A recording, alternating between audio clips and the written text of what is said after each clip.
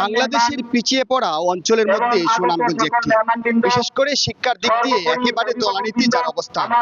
আমি এখন আছি সুনামগঞ্জের সদর উপজেলার একটি মেধাবৃত্তি অনুষ্ঠানে, যেখানে 162 জন শিক্ষার্থীদেরকে আসলে মেধাবৃত্তি দেওয়া হচ্ছে।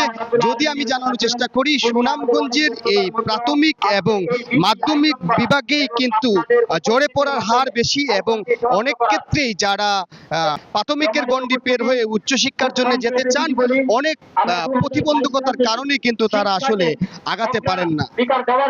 তো এই যে অবস্থা তৈরি হয়েছে এই অঞ্চলের আর্থসামাজিকতা এবং বলা যায় যে অর্থনৈতিক অবস্থানের কারণে এই অঞ্চলের শিক্ষার্থীরা তারা তাদের লক্ষ্যে পৌঁছতে পারেন না।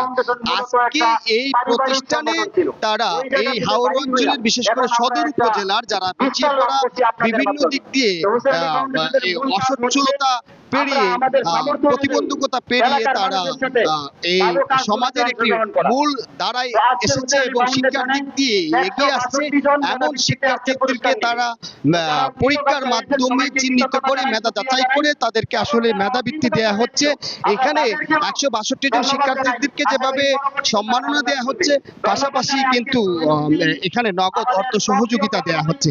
এর ফলে আশা করা যাচ্ছে এই অঞ্চলের যে শিক্ষা ব্যবস্থাটা, বিশেষ করে এই যারা দীর্ঘদিন এই শিক্ষার্থীরা একটি পৃষ্ঠপোষকতার মধ্যে থাকবেন, হয়তো তারা ভবিষ্যৎ সময়ে তারা একটি অবস্থানে যাবে এবং এই শিক্ষার জায়গাতে মনোনিবেশ করে হয়তো তারা ভালো ফলাফল করবে, এমনটাই প্রত্যাশা করছেন। আমরা কথা বলেছিলাম আয়োজক কমিটির সাথে, তারা যেমনটা জানিয়েছেন যে এই ফাউন্ডেশন মূলত চাচ্ছে যে সকল অঞ্চলে আসলে পৃষ্ঠপোষকতার অভাবে শিক্ষার্থীরা ঝরে পড়ে যাচ্ছে, এই ঝরে পড়ার হার কমানো, পাশাপাশি শিক্ষার মান উন্নয়ন থেকে শুরু করে শিক্ষার্থীদেরকে একটি অনুকূল পরিবেশ দেওয়ার ক্ষেত্রেই তারা দীর্ঘদিন ধরে কাজ করছে। এর ফলে এই প্রতিষ্ঠানে যে বৃহৎ সংখ্যক শিক্ষার্থীদেরকে তারা একটি মেধাবৃত্তির আওতায় নিয়ে এসেছে, এটি শিক্ষার্থীদের ব্যক্তিগত এবং শিক্ষা জীবনে বহুমুখী সফলতা নিয়ে আসবে, এমনটাই তাদের প্রত্যাশা। আমি এই মেধাবৃত্তির কারণ জানার চেষ্টা করব, কি কারণে আসলে মেধাবৃত্তি দেয়া হচ্ছে আয়োজকদের কাছ থেকে একটু জানাবেন। এর ফলে আসলে আপনাদের এই মেধাবৃত্তির মূল উদ্দেশ্য কি, এতে কি প্রভাব পড়তে পারে? অনেক কিছু আছে, এর মধ্যে এই বাচ্চাদেরকে শিক্ষাবৃত্তি দেওয়াটাও একটা অন্যতম উদ্দেশ্য। অনেকগুলো কাজ তারা করে থাকে, শুধু এই বৃত্তি না, তারা এলাকার গরিব অসহায় মানুষদের বিভিন্ন সময়ে, দুর্যোগকালীন সময়ে এবং যারা অসহায় আছে তাদেরকে বিভিন্ন সময়ে বিভিন্নভাবে সহযোগিতা করে থাকে। তারই অংশ হিসেবে তারা শিক্ষাক্ষেত্রে অবদান রাখে। তার মধ্যে 2022 সাল থেকে এই হুসেন আলী ফাউন্ডেশন শিক্ষাবৃত্তি দিয়ে যাচ্ছে সুনামগঞ্জের উত্তর ভারত তথা বৃহত্তর সুনামগঞ্জে।